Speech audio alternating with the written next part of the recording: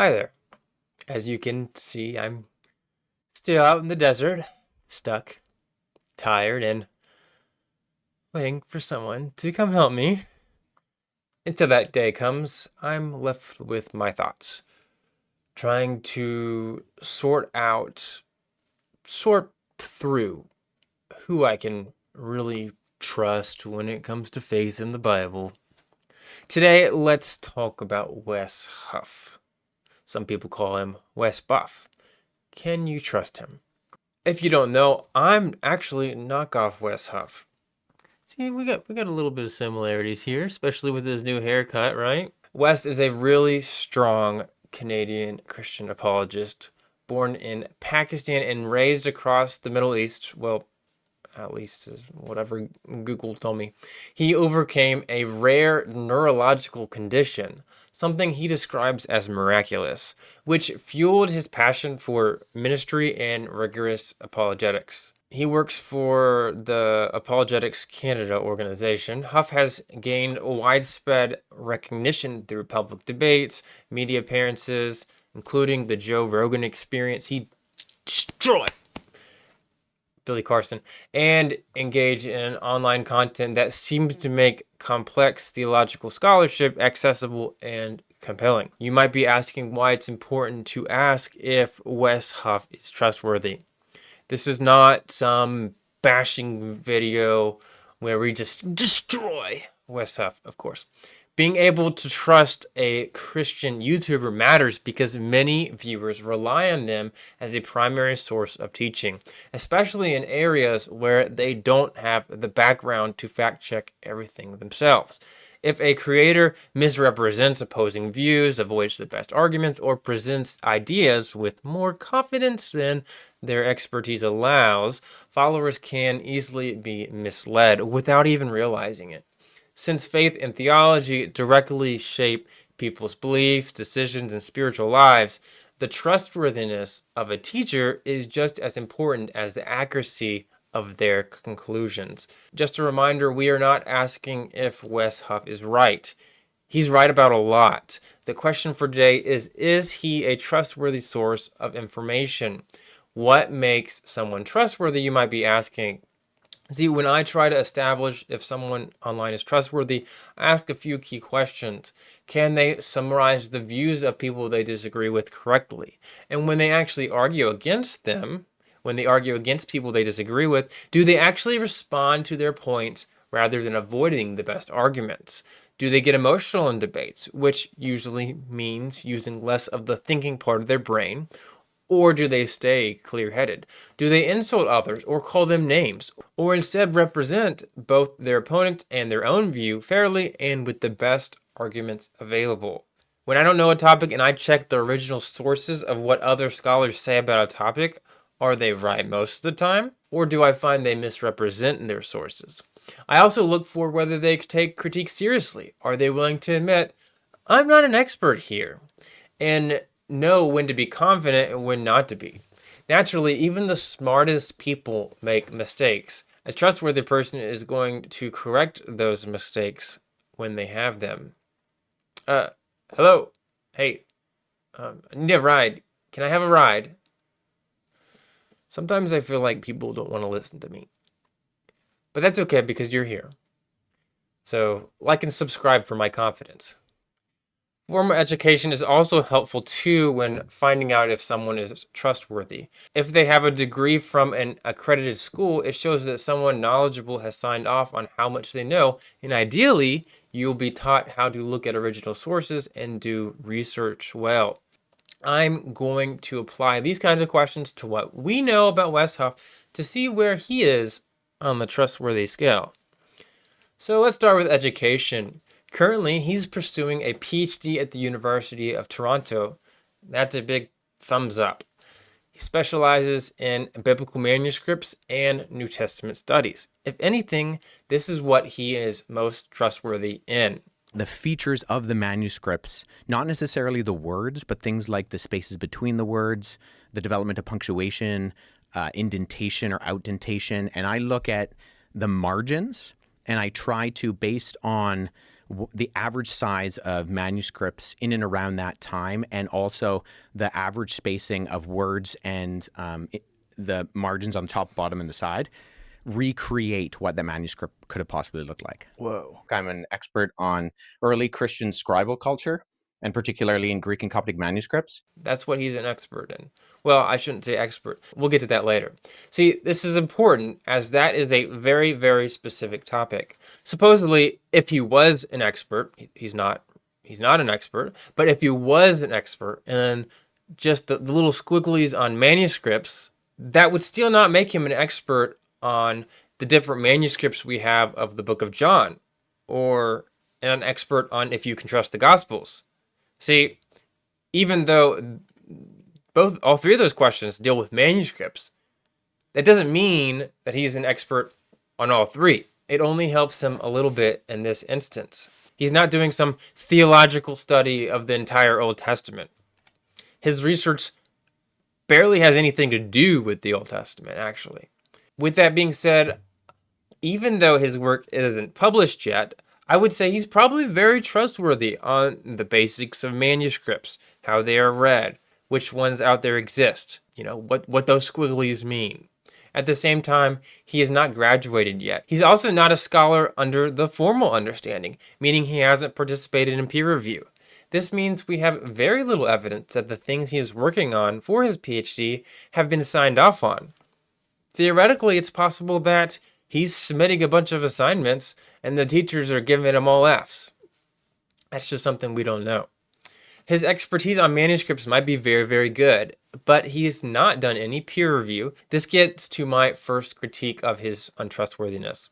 See, Wes Huff has called himself a scholar, historian, and expert many different times, all which give a false impression about his actual knowledge. Yeah, so I am a scholar. I'm an expert on early Christian scribal culture. That you are an actual expert in the Bible. Mm-hmm. And I'm a trained historian. You are a scholar in New Testament studies, or what is your field of expertise? Yeah, I'm a historian. But he's done no peer review. Calling oneself a scholar without having produced peer-reviewed work is kind of like calling yourself a chef because you watch a lot of cooking shows and make meals at home. You may be passionate and knowledgeable, but you haven't been tested, critiqued, or recognized by the professional community. Peer review functions as the quality control of academia. Let's remember here, he doesn't even have a PhD.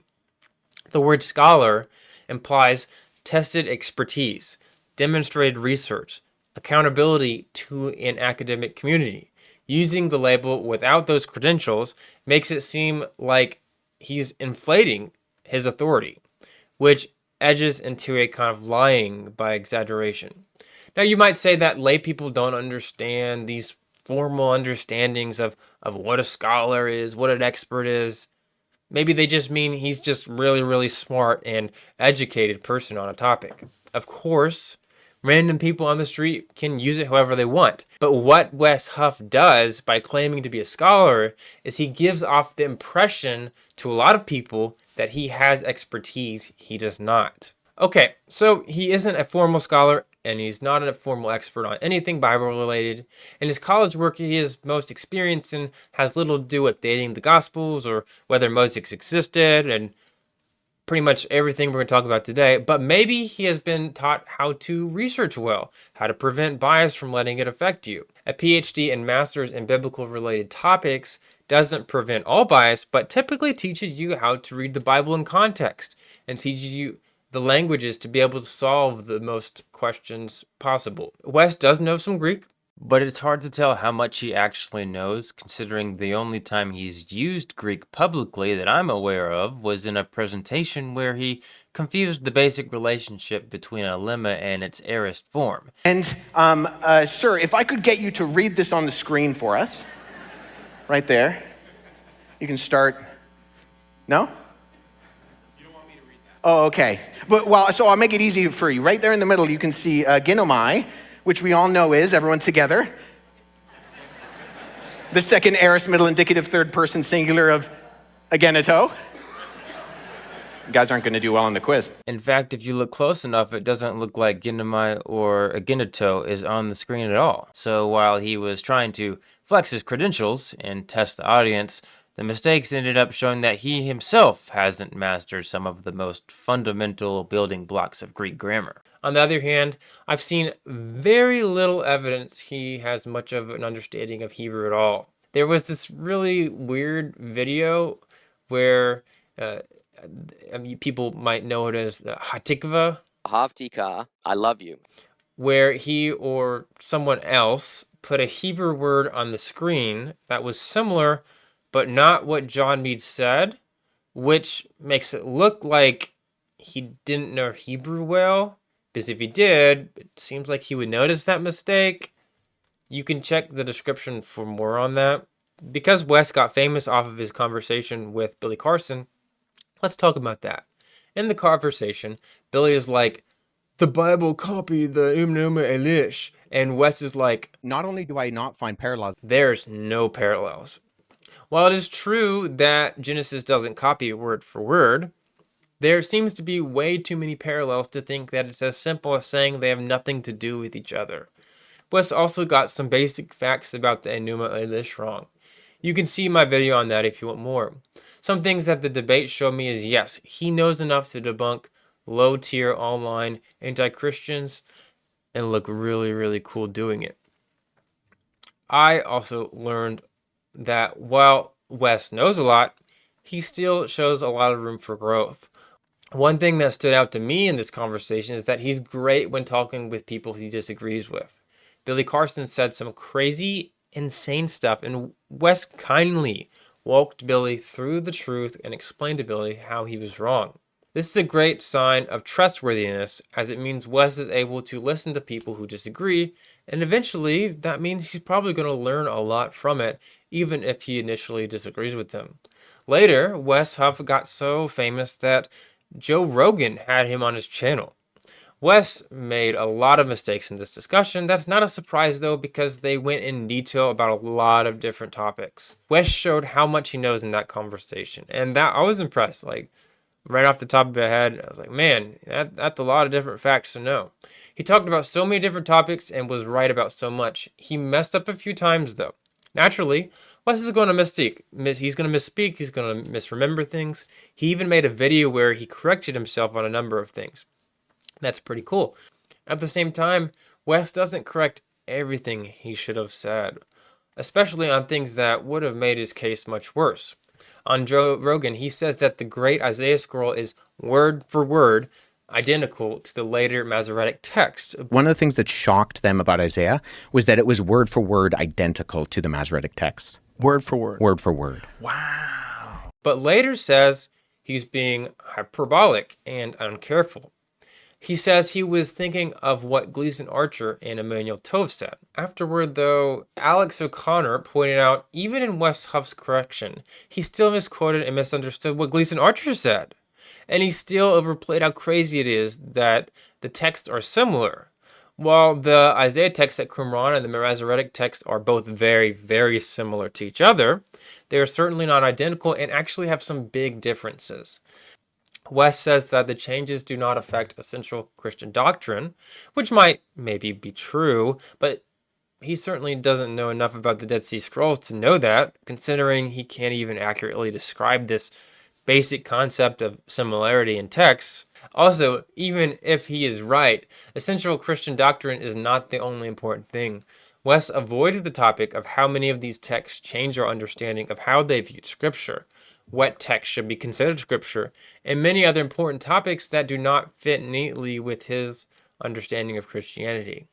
My point being, Wes rarely ever wants to talk about any challenges to his views or things that could cause people to doubt. He's giving you a one-sided Christianity. He's giving you a Christianity is great and it has no problems at all. It's all sunshine and rainbows. Don't look at the other side. See, if he does mention a potential challenge, he's giving the solution. The solution. There is rarely ever a time where he's given a challenge and says, I really don't know the answer to this. This is something that caused me doubts, and I don't have an answer. That's not a trustworthy way to convey information. Not everyone has the answer to everything, and he's certainly not an expert on everything or anything. He's giving you the car salesman technique where he sells you a great car but doesn't tell you anything that's wrong with it. The question I want to ask is, how would you ever know that what he thinks is a great car isn't actually a great car? I'm not even talking about, is Christianity a great car, okay? I'm a Christian, I think it's a great car. It's a great car. Nice Porsche or Corvette or whatever you want to, one of those Tesla box cars. Oh yeah, one of those guys. What I'm talking about here is his specific brand of Christianity.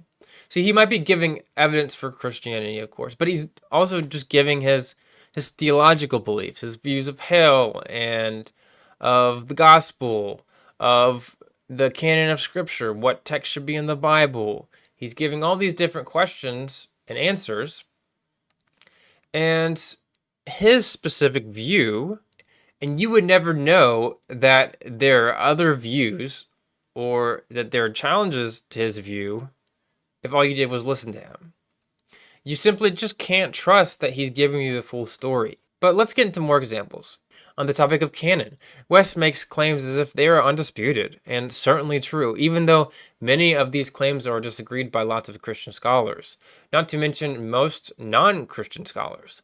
Like, he will say, Peter said this in 2 Peter in the 1st century, and then go on with his claims as if that's not an extremely controversial claim. Most scholars, even many Christian ones, think 2 Peter did not write 2 Peter, but Wes acts as if they don't exist. Wes doesn't mention the fact that there's good reasons to think 2 Peter was written much later than when Peter lived. Now, he's welcome to think Peter wrote 2 Peter, but the way he says things gives the impression that what he says is just how things are. The way he frames things is very misleading and gives people the impression that what he says is just settled. He also completely avoids the topic that many, if not most scholars, date this text of 2 Peter and 2 Timothy to much later, which hurts Wes' argument if true. In this claim alone, he's misleading in multiple ways. In the video, he does the same thing about 1 Timothy with Paul. A lot more could be said here, but you can check the other critiques in the videos in the description. I don't mean to be rude, but Wes has made some seriously wild claims about inerrancy. He claims Jesus had an inerrant view of Scripture, and therefore we should too.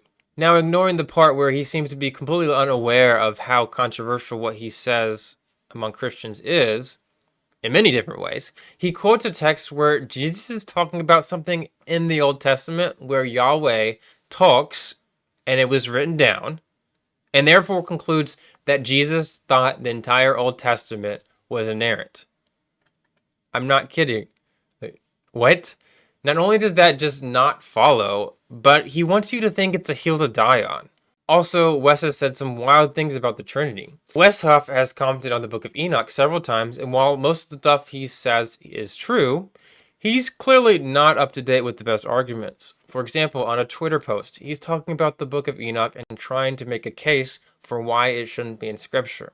He gives you an extremely misleading list, as if nobody saw Enoch as Scripture. His really long list of canon lists of people that reject Enoch are almost all from the 4th century or later. Of course, he doesn't mention the countless list of Christian authors that considered it scripture in biblical and early Christian time periods. The next thing I wanted to comment on was his acceptance of Calvinism. Now, you may be a fan of Calvinism. Cool. I don't care. The thing I want to point out is that Wes quotes Isaiah 46:8-11 as some type of proof of Calvinism. While he doesn't seem to like to use that word, he describes Calvinism in a nutshell in this picture and acts as if this passage teaches Reformed doctrine, which is just simply reading way too much into this text. Some of the stuff he says on this picture is just clearly not there. You can check out Leighton Flowers' video on this if you want to critique. There was also this really odd series of events where Wes Huff responded to Neil of Gnostic Informant about the longer ending of Mark. Neil was saying that the earliest gospel, Mark, didn't have a physical appearance of Jesus. And that's true. Wes thought he said that there was no resurrection, which is not true. Then Wes Huff, the Supposed textual scholar in early manuscripts claims that the other Gospels, other than Mark, do not have a blank at the end of them in other manuscripts. The earliest copies that leave out the longer ending have an unusual feature. The copies of these earliest manuscripts leave deliberate blank sections, a feature we don't find them doing at the end of the other Gospels. This is an indication that the scribes appear to have been aware of further material after verse 8, but themselves decided not to include it. Instead, they leave a space in case their decision turned out to be incorrect, and a later scribe could add it. This is not just his opinion that I disagree with. This is an objective statement that you can go and check for yourself. Here on the screen right now, here is the Codex Sinaiticus of the Acts, Luke, Matthew, Mark, John, Revelation. All the endings you just saw, all of them have a space at the end. Codex Vaticanus, Mark, Matthew, John, Corinthians, Acts, Revelation, all of them have a spacing at the end. Codex Alexandrinus, Mark, Matthew, Luke, John, Romans, Corinthians, Acts, Revelation, all of them have a space at the end. The top manuscript Wesley Huff uses for his argument that the gaps at the end signify that Mark should have the longer ending blew my mind to find out that the top one is, in fact, the 5th century manuscript Codex Alexandrinus that does have the longer ending. So Wesley Huff is actually throwing on the screen, not even realizing that he defeated his own argument by showing that the manuscript that does have the longer ending has an even bigger gap at the end, defeating the purpose of this argument to begin with. Like, this is his expertise, and somehow he made up this claim when other Gospels certainly do have spaces at the end. Wes gets all kinds of stuff wrong, misrepresents Neil, says stuff that is highly debated as if it's certain, says a bunch of irrelevant stuff, all while saying it with tons of confidence, and to end he calls them dishonest. What a weird video. But then, he takes the video down without explanation. So clearly, somebody, or he had an issue with something in it that he wanted to take down. But then after that, he makes a much longer video just talking about the longer ending of Mark, and doesn't repeat all the same wrong stuff he said, which is good. But this also leads to the impression that Wes knew he messed up, but didn't want to tell anyone, and then made a video to essentially make a better video on the topic. I appreciate that he would take it down. I take things down on my videos when I don't want people to be misinformed. But the fact he would say any of that to begin with is crazy. And then to act like it didn't happen, I think is even worse. But guess what? These shenanigans just keep on going in this topic. In his longer video, he makes to clear things up. Wes tells his audience that if you take the open space and put in the longer portion of Mark, it fits in the empty space. 16:9 through 20 and the standard title inscription for the Gospel according to Mark fits exactly in the space left at the end of Mark in Codex Vaticanus. What he doesn't tell people is that the person who tried this experiment of putting the letters in the blank space was James Snap Jr., who does not have a PhD, is not a scholar, and, get this, and admits on his own website that he had to fudge the numbers in order to fit all the letters in. Wes just leaves out this important info, all while keeping his high, confident demeanor. Once again, the second video was much, much better, and he did good to take the video down. But the whole situation is just bad. Really, really untrustworthy stuff. But these problems, they keep on coming, okay? They keep on coming. I want to point out a problem with trustworthiness and understanding objections to Christianity. In Wes's view, he thinks people have to know about Jesus and become a Christian to be saved. This is a problem for many because it seems very unfair for God to only give salvation to people that seemingly just happen to grow up in the right Christian family. Naturally, this is a common objection that many atheists give. Wes is asked this question, and it appears that Wes just isn't familiar with this type of question because he seems to completely misunderstand it and gives a really odd answer. Then, in another question, Wes is asked about how Jesus can be the exclusive way to salvation. As you can see, Wes thinks he rebuts this question in a funny way. He thinks he really got the hypothetical person challenging Christianity. And he thinks he made him look silly. What I would suggest to people is that if your answer makes someone look really stupid in your eyes, you probably misunderstood the question. This seems to be another time where Wes is more concerned with confidently showing Christianity is true rather than giving reliable information. And in another instance, he was asked about Old Testament violence and just gave an overall really weak response. Clearly, he's just not very well studied there. As I said before, oftentimes he avoids answering questions that go against his views. For example, the question on how a loving God could send someone to hell.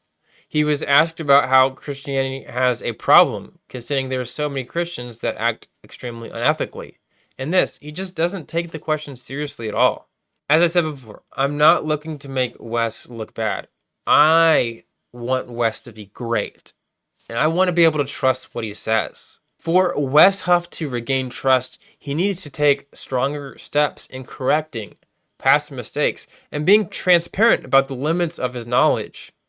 If he doesn't know a question, or if he knows he's not well educated in that, he needs to be upfront and say, hey, this is my answer, this is how I understand it, but I'm not an expert here. This means openly acknowledging errors, updating or retracting videos when he has misrepresented facts. He should definitely stop calling himself a scholar, since that gives the impression of formal, peer-reviewed expertise he hasn't earned. When discussing topics that are debated, like the dating of biblical text, interpretations of the Dead Sea Scrolls, or the use of the Book of Enoch, he should be straightforward about where scholars disagree, rather than presenting his conclusions as certain. By correcting errors, avoiding overinflated credentials, and presenting controversies honestly, Wes can rebuild credibility and show viewers that he values accuracy and integrity over simply appearing confident or definitive. Can you trust Wes Huff? I really want to say yes here. Or even sometimes, because he says a lot of true things. But at the end of the day, I don't think you can trust Wes. He gets lots of basic things wrong and barely ever tells you the full story in a conversation. How can you trust a car salesman that sells a car without telling you all the problems that come with it? You just can't. So no, I don't think you should trust Wes, unless it's just the most very obvious things. Now, on the tier list, I would say I have to put him on the C tier. This is still a lot better than other people that are on this list now or will be on it. Yeah, he knows a lot. He takes some scholarship seriously. He can read ancient texts correctly most of the time. He has some knowledge of languages. He's even nice. He's really nice. I really appreciate that about him. Except for when he's not. He corrects himself sometimes, but not on all mistakes. But he also makes all kinds of other problematic behavior that prevent me from putting him higher. I hope you Wes Huff fans can forgive me for saying negative things. I hope everyone learned something. And I hope you have a great day.